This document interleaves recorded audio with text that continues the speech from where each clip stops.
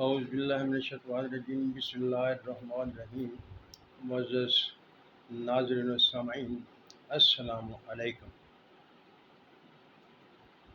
بنی اسرائیل کہا جاتا ہے کہ حضرت یعقوب علیہ السلام کا نام بنی اسرائیل تھا، لیکن جب ہم قرآن شریف کے حوالے سے اس بات پر غور کرتے ہیں تو یہ بات ہمیں صحیح نظر نہیں آتی۔ اس لیے صحیح نظر نہیں آتی کہ جو بھی امتحانات اللہ تعالیٰ کے دیے گئے وہ حضرت ابراہیم علیہ السلام نے دیے، ان پر کامیابی حاصل کی اور وہی انعامات کے حقدار ٹھہرے۔ اور جب حضرت یعقوب علیہ السلام کے بارے میں ہم تحقیق کرتے ہیں تو وہاں پر ہمیں ایسے کوئی امتحانات نظر نہیں آتے کہ جس کے سلے میں اللہ تعالیٰ نے یہ وعدہ کیا ہو کہ میں تمہیں حکومت دوں گا اور تمہیں دنیا میں ایک اعلیٰ مقام عطا کروں گا۔ یہ سب چیزیں حضرت ابراہیم علیہ السلام کے بارے میں ہمیں قرآن مجید میں نظر آتی ہیں۔ بنی اسرائیل اہل یورپ جو ہیں، عیسائی لوگ اور یہودی لوگ جو ہیں، وہ ہمیشہ کوشش کرتے ہیں کہ ہم ایسی چیزیں جو ہے رواج دے دیں جن کا تعلق ہم مسلمانوں سے الگ کر سکیں۔ اگر وہ حضرت ابراہیم علیہ السلام کو اسرائیل تسلیم کرتے ہیں تو اس کا مطلب یہ ہوا کہ حضرت اسماعیل علیہ السلام بھی اس میں حقدار ہوئے، اور وہ عظمتیں جو بنی اسرائیل کے لیے اللہ تعالیٰ نے قرآن مجید میں بیان کی ہیں ان میں بنی اسماعیل کا بھی حصہ ہے۔ ان سے درگزر کرنے اور اپنے آپ کو الگ کرنے کے لیے انہوں نے حضرت یعقوب علیہ السلام کو اسرائیل کا لقب کے حقدار قرار دے دیا۔ لیکن اگر ہم غور کریں تو یہ بات نظر نہیں آتی۔ جو بات نظر آتی ہے وہ یہی آتی ہے کہ حضرت ابراہیم علیہ السلام کا نام بھی اسرائیل تھا۔ اب آئیے، جو میں نے تھمبنیل میں لکھا ہے کہ حضرت سلیمان علیہ السلام کی اور ان کی 3 دعائیں۔ حضرت سلیمان علیہ السلام جو ہیں حضرت داؤد علیہ السلام کے بیٹے ہیں اور آپ حضرت ابراہیم کی نسل میں سے ہیں۔ حضرت سلیمان علیہ السلام ایک ایسے نبی اور بادشاہ گزرے ہیں جن کی حکومت نہ صرف انسانوں پر تھی بلکہ ہواؤں پر تھی، پرندوں پر تھی، جانوروں پر تھی، بلکہ پہاڑوں پر بھی تھی، اور پوری کائنات ان کے حکومت میں آتی تھی، ان کا حکم چلتا تھا۔ یہ عطا اللہ تعالیٰ کی تھی۔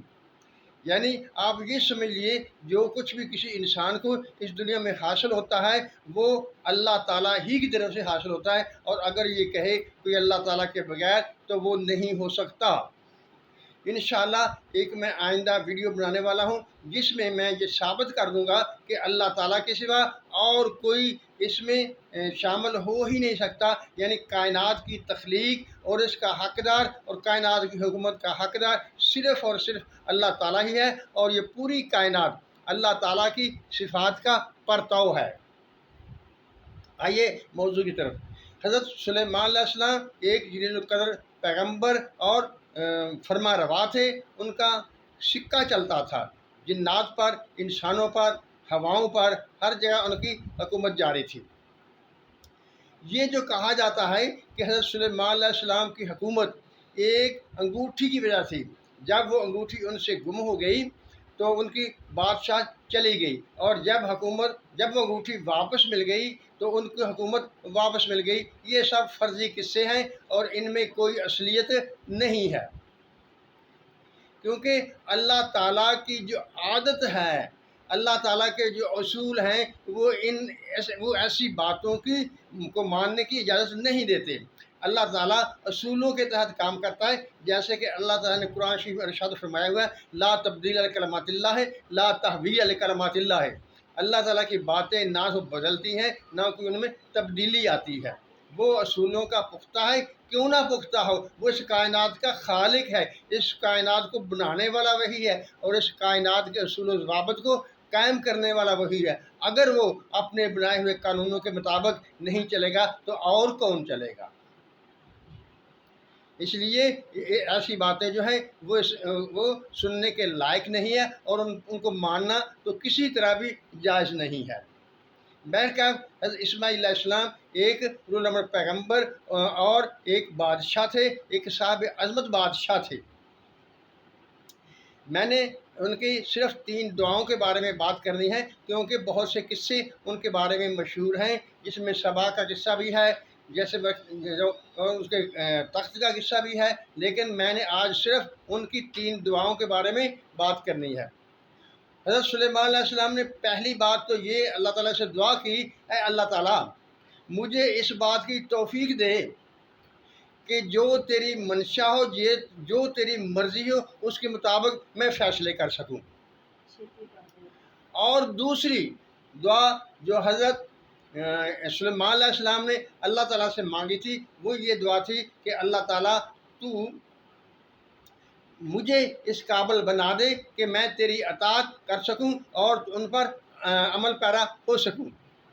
تیسری دعا یہ تھی کہ جب ہیکل سلیمانی تیار کیا گیا تو اس کے لیے جو شخص بھی اس کے صرف اس میں نماز ادا کرنے کے لیے سفر کرے تو اس کو ایسا کر دے جیسا کہ وہ ابھی ماں کے پیٹ سے پیدا ہوا ہے۔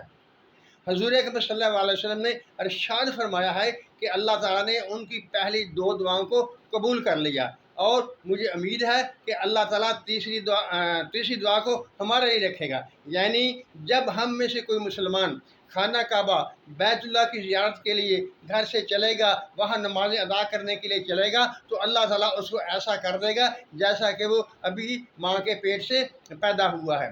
اور مختلف روایات میں یہ بات ثابت بھی ہوتی ہے کہ جب ایک آدمی خانہ کعبہ کا طواف کرتا ہے، اس کی زیارت کرتا ہے، اس میں شعائر اللہ کی پابندی کرتے ہوئے وہ سارے احکامات پر عمل کرتا ہے، تو وہ ایسے ہی ہو جاتا ہے جیسے کہ وہ ابھی ماں کے پیٹ سے پیدا ہوا ہے۔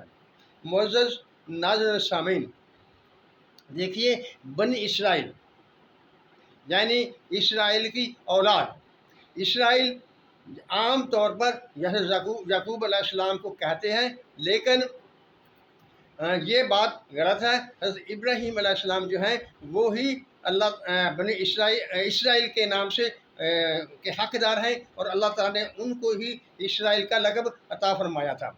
معزز ناظرین سامعین، اللہ تعالیٰ ہم سب کو حق سچ پر قائم رہنے کی توفیق عطا فرمائے۔ وما علینا الا البلاغ۔ اللہ تعالیٰ ہم سب پر اپنی رحمتوں کی بارش کرے، آمین۔